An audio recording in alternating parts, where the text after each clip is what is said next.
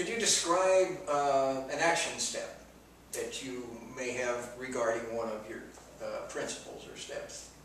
Yeah, so maybe it's around cultivating playfulness. Okay. It may be to go outside and do something really fun, or maybe it's looking at a different perspective in one of the perspective chapters, and you know, it could be looking at one of your, something that you're trying to work on, maybe it's a relationship or something around work, something like that, and we always have the place that we sit, and we look at something from a certain way. So it's like getting them up out of their chair, walking to another part of the room and looking at it differently. Maybe it's standing on a chair, maybe it's going outside, maybe it's going upside down, it's Good whatever. idea. But just trying different ways of doing the same thing that we've been doing, and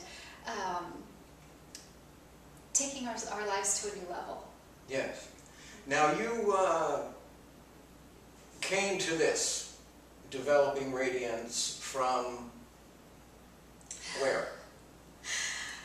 Well, my belief is that we're all born radiant. I mean, if you look at a child, they are magnificent. And really, the book starts out with a story about a child who is so radiant. But then, you know, throughout our lives, we hear things like, you know, no, you're doing it wrong, stop daydreaming. That's what we love to tell children. It's like, why stop them from daydreaming? That's awesome that they're daydreaming. Yeah, and, you know, as we get older, teenagers that hear, you don't look right, you're not good enough, things like that, and we start to turn it down and turn it down. And anything to fit in. Yeah, and sometimes we become adults and end up in relationships that are not healthy and jobs that are unfulfilling, and we turn it down some more. And so, you know, the story of grace in the beginning of the book is a little bit of me and a little bit of some other people as well.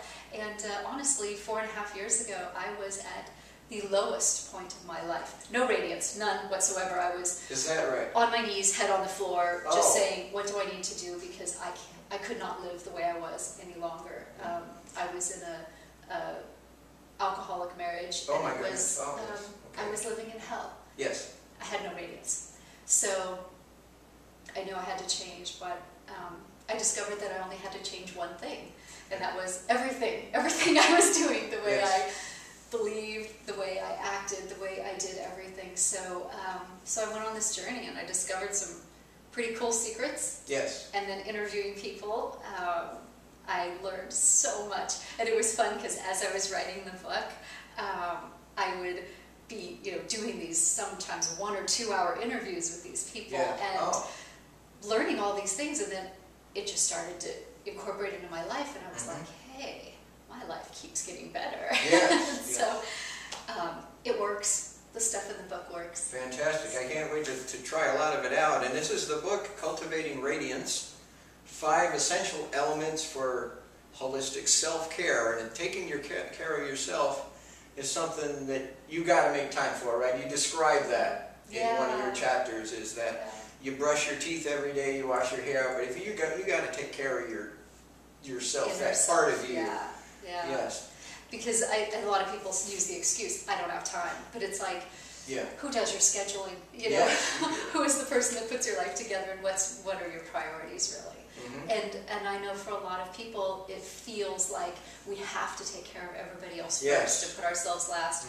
But really, taking care of yourself first gives you all the energy to live that super dynamic, high-powered, go life, because that's totally doable.